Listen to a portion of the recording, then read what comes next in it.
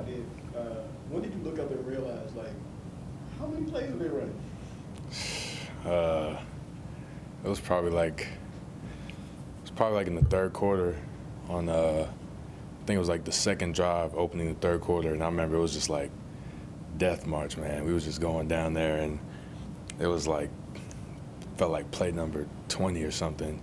I just remember it was one play, it was a speed option. I hit the quarterback, but he pitched the ball, and I just sat there on the ground for a little bit. I was just like, man, like, you know what I mean? I was just like, dang. And when Taj broke up that ball in the end zone, I'd lost focus. I didn't even know what I'd lost kind of what down it even was. I didn't know it was turnover on downs. But when Taj broke that pass up, it was just like a blessing, man, just get back on the sideline, regroup, get some water, and just, you know, get back to it. But that was when I really was like, man, it's a. Is there something fun about it? Like, it's a whole process. It's probably a terrible feeling to actually do it, but is there something that comes out of that, knowing that I already did it, we survived, like what's so good? Oh, definitely. Like, you talking about like going on a long drive, and then yeah, it's definitely a great feeling. It's worth it, you know, when a team drives 12, 15 plays, and you know, you get them down there, and you know, you stop them on fourth downs to turnover.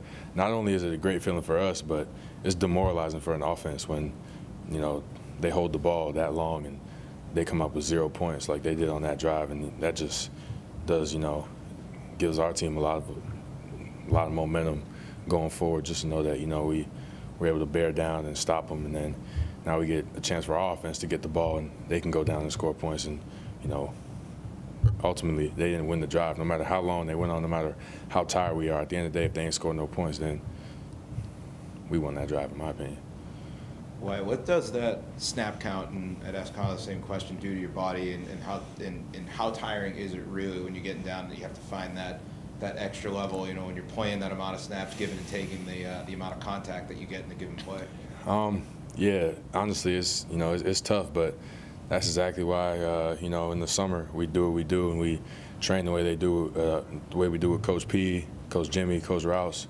You know, Coach Dodger does a great job of implementing a strong strength and conditioning program to get us right. So when we're out here all summer, you know, out there on the field just pushing tires and sleds and doing all that, you know, when you get into a game, you get in that situation, you kind of just got to go back to that and know that's the exact reason why you're sacrificing all that in the summer, is to be able to be in situations like that and be able to bear down and just come away. And with the national recognition to the program and the ranking comes individual recognition. Definitely. Do you let yourself enjoy any of that at all, or is there a moment where you let yourself get it, or is it right back to work after a win like that and after the individual recognitions?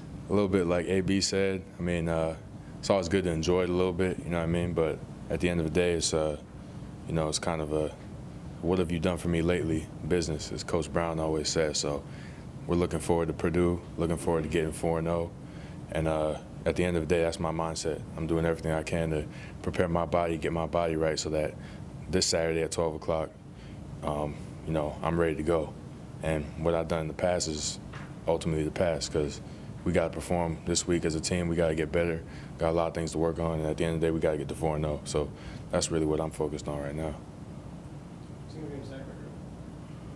So, like, one, obviously, what's the record mean? But two, so there's some symmetry now, right? So, like, last year, Harold and Zach, you know what I mean? And everybody was for Harold, and remember Zach, and, you know, now it's Zach. And you know what I mean? Mm-hmm. Like, do you see any of the symmetry at all, or is it just like, man, I'm just trying to go out the game and tackle quarterbacks, you know? Yeah, pretty much that. I mean, you know, it's I don't really pay attention to too much of that. I really just mainly just focus on what I do, and you know, whenever it's my chance to step on the field, I'm just trying to do what I can do to ultimately make the team better, help my teammates out, and ultimately just win games. So I don't really pay attention to too much of all that outside stuff. I just try to focus on doing my job and going out and playing to the best of my ability. Wyatt, right when Harold Landry went down last year, you kind of filled in his shoes immediately. Mm-hmm. Played pretty well. Do you still keep in contact with Harold now, even though he's with the Tennessee Titans? Did he send you a text after that game with 4 sacks or anything like that? Oh, yeah, definitely. Yeah, Harold's my dude, man. That's he was actually my host on my official back when I was a freshman, so me and Harold always been close. I'm sure we'll continue to be close, and I heard from him after the game, and I also saw him on Sunday have a sack against Texans, right? They played Texans? Yeah. I saw him have a sack against the Texans, so that was good. It was good hearing from him. It's good seeing him succeed, and he always just hits me up and gives me some tips and does a great job of you know, helping me out anytime I need some advice. So yeah, he's a good dude. We'll be friends for a while. What about you? He used the 100 sign, the red 100. Yeah. Wyatt, your last 3 sacks, you beat your guy to the outside, kind of just flew right by him. Is the up-tempo offense that Wake used, does that also like take a toll on the linemen themselves? Do you sense them getting tired? I think it definitely does. You know, like you said, you know, as an up-tempo offense, I think that what coaches have to account for is that, you know, their players are going to get tired too.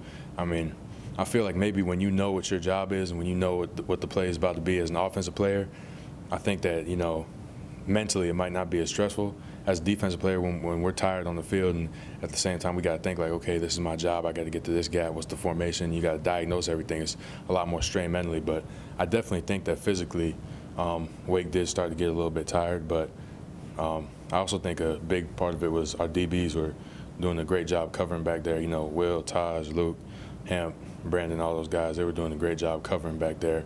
So that's a big reason why I think that the quarterback was able to hitch up and not throw it right away because he didn't have nobody to throw the ball to. So big ups to them on that one. All right, Wyatt, I'm gonna have to let myself ask this. I'm reading in the notes. Your grandfather was Nat King Cole. Yes, Your sir. aunt was Natalie. Are they on your pregame list? On your pregame music list at all? Yeah, they're on my list. So I got 2 lists. I got one list when we're on the bus to the game, and I got a list when we're in the locker room. There, you know, on the bus to the game, I always like to be a little bit more mellow, a little more calm. So I'll listen to them. And when I get in the locker room, that's when I kind of amp it up a little bit.